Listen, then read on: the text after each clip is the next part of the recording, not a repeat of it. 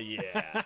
That's going to be epic in next year when Mulungy's back. Joining us now, fittingly, our dual threat analyst, Blaine Fowler, back in Studio B. Blaine, basketball, football, and probably a few other sports will be discussed today because of this topic. I want any of our volleyball guys to be on the football team and block kicks.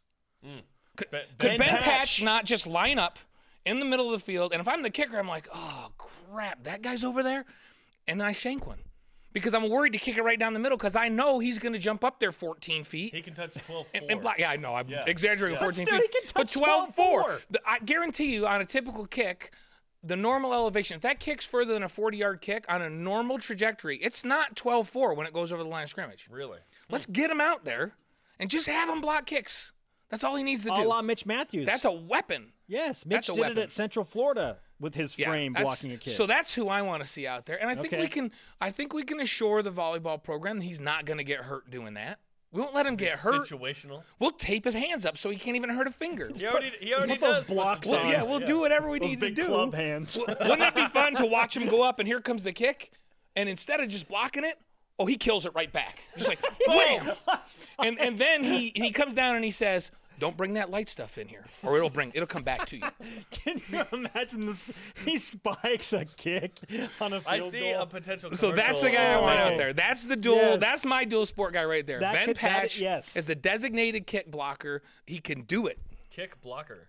Yes. I love We're it. formulating a BYU Sports Nation commercial right now. I like that. Yeah, this is good. Okay, the NFL draft is Thursday. That's round 1, and then rounds 2 and 3 on Friday.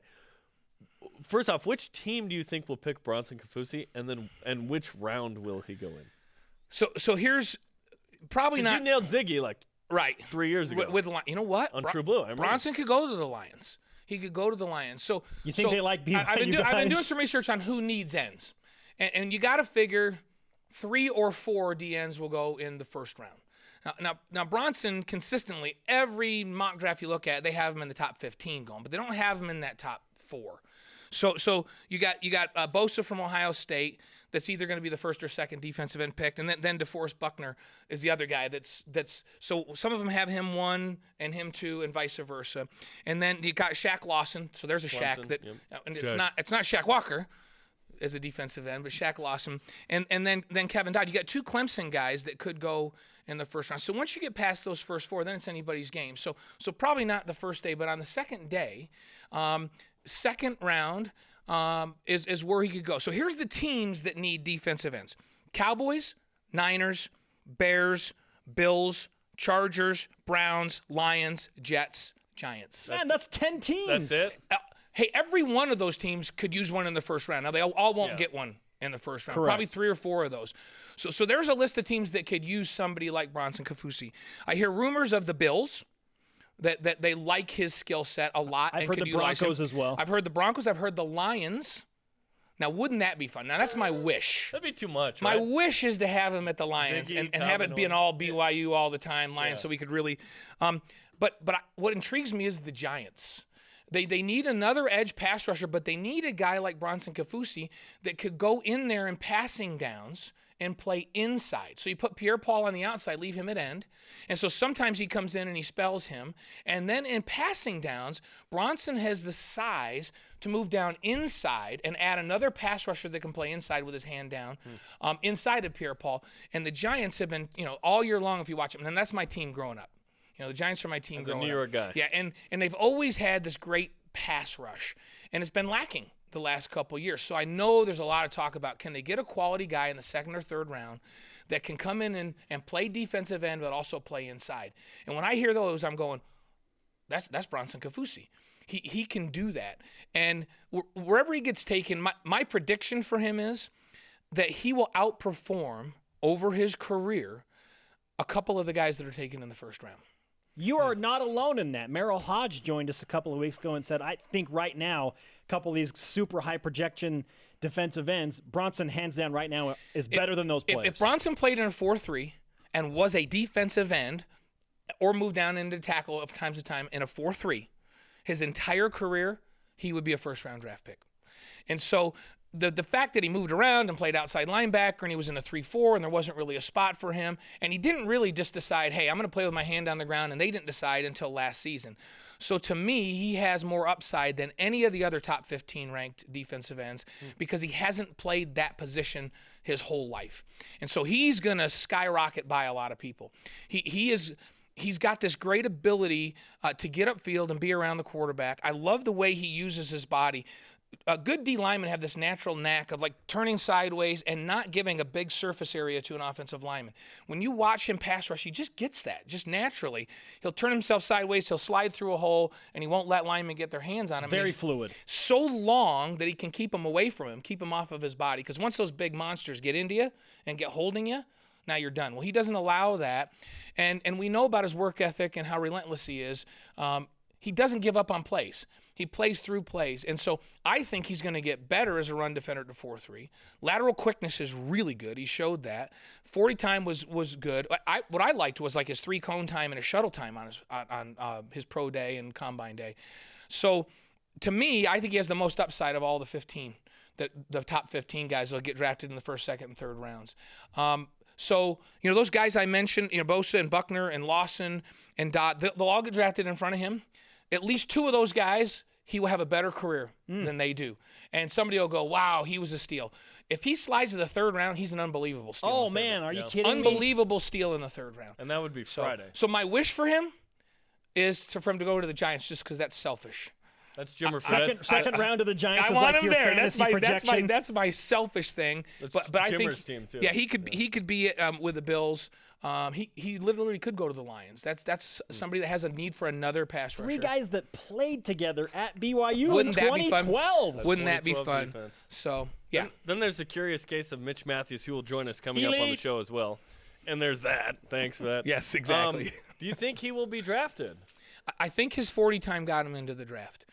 Me on too. His pro day. And so I think he was just outside, and I think he was a sure thing free agent guy.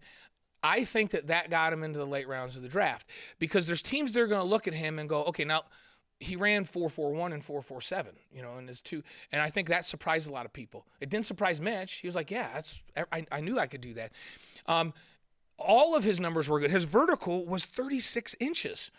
At 6'5", 6'6", 36-inch vertical, there's teams looking at him right now going, okay, what can we do with him right out of the chutes? He can be a red zone receiver. So he can come in, be a terrible mismatch for a cornerback, and he can be a big-time target in the red zone. This is a guy that, say he only plays 10 to 15 plays a game in the red zone, he could catch 6 or 7 or 8 touchdown passes next season.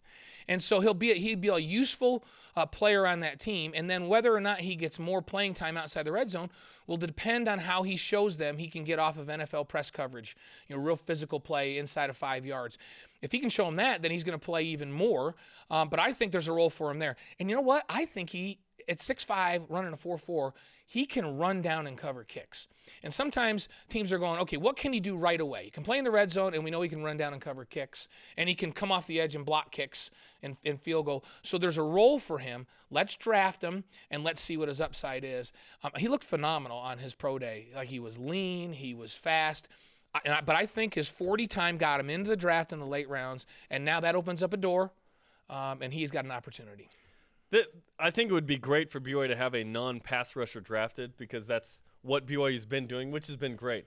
But BYU needs skill position guys drafted, so this would be awesome. The only problem is Spencer will be unsufferable. You mean insufferable? Insufferable. He'll be both. Unsufferable. Both, all of it above. If Mitch Mathews is drafted, about elite.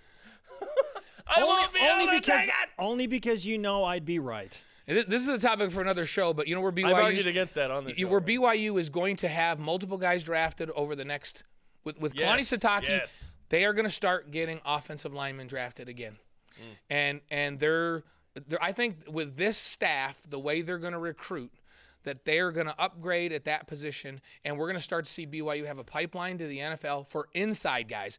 Defensive tackles and offensive linemen are going to start being on that draft board year after year, starting 2 years from now and then moving forward. So that's something we can look forward to. I just don't see any way that a team doesn't take a chance on a guy like Mitch Mathews because his measurables during pro day were so good. mean, what's the risk taking him in the 6th or 7th round? And he passes the eyeball. I mean, you look at him, they talk about the eyeball test. So late round guys, and then they put a lot of stock in when they come in and they visit with these guys. You know, how are they? Do they seem like team guys? Are they going to have any problems off the field? You'll take some problems off the field with a first-round talent guy, you know? So there's all kinds of talk about Ohio State's, you know, D-end. Oh, gosh, and is he going to be a good citizen? Is he going to have problems? When you're picking late-round guys and you're choosing between this guy and that guy, you're going, is it a good citizen? Is he going to be problem? Will he obey and honor and sustain the law? Exactly. And they know that they've got that in, you know, infinity with Mitch Mathews. He's going to perform. He's going to be no problem. He's going to be a team guy. He's going to be coachable. So I think you're right. Now they look at it and go, in the 4.4s, at that height, with that vertical, let's take a shot on him. Mitch Mathews and Devon Blackman hoping to find their way onto rosters as former BYU receivers. Who will the starting go-to receivers be for BYU during game number 1? Countdown to the Wildcats. 1:30. Now, how did you get Jerem on board on this thing, by the way? I don't know. Because it's the off Eventually, he just converted. Just boredom. So, well, Ben Patch will be the starting kick blocker. That's the one thing we know. Omission. The club hand, Yeah. so he doesn't break any Yeah, fingers. we're going to put boxing gloves on him, Spiking and it he's going back to spike down. it back. That's the starting kick Aussie blocker. Antonetti, 98, broke his hand or wrist, and he would swing with his club. Aussie Antonetti looked like he could fly. Oh, man. Exactly. He looked like Superman out there. Kyle Brown, a guy who has a miraculous recovery story, and he's an elite athlete.